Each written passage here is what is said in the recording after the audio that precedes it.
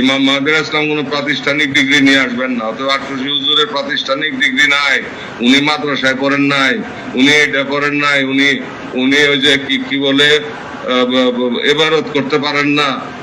ওই যে মৌলানা সাইদি কইছিল নারায়ণগঞ্জে, আটরশির হুজুর যদি সূরা ফাতিহা সহি করে পড়ে দিতে পারে তাহলে আমি যাবজ্জীবন কারাদণ্ড খাটবো। ওইটাই আল্লাহ কবুল করছে।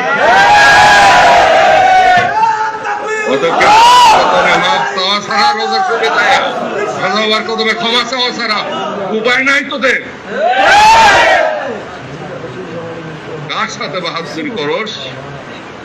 যার হাতের উপর আল্লাহর হাত, যার জবানের উপর আল্লাহর জবান, যার অস্তিত্বের উপর আল্লাহ তাআলা বিরাজ করেন, তার সাথে ফাইজলামি করো না। আরেকটি কথা বলি, সেটা হইতেছে মারিফতের নামে কিছু ভণ্ড নামছে, শয়তান নামছে। এরা ওলি আল্লাহদের মাজার গুলিকে কলুষিত করে ফেলাইছে। আর এই অজুহাতে এক ধরনের শরীয়তের শয়তান নামছে। এরা এই অজুহাতে মাজার ভেঙে দিতে চায়। দুইটার একটা আমরা গ্রহণ করব না। ওলি আল্লাহ সকল যেখানে শুয়ে আছেন সেই জিয়ারতগাহ সমহিমায় থাকবে, শরীয়তের বিধান মোতাবেক জিয়ারত হবে, ইবাদত বন্দেগী হবে। আর এই সুযোগ নিয়া এই যে শরীয়তের নাম দিয়া এই ওহাবিরা মাজার ভাঙতে যায়, মাজার ভাঙ্গা দেখো হাত গুড়া গুড়া করে দেওয়া হবে। এই সুযোগ পাবা না। ওলি আল্লাহদের সাথে বেয়াদবি করতে দেওয়া হবে না।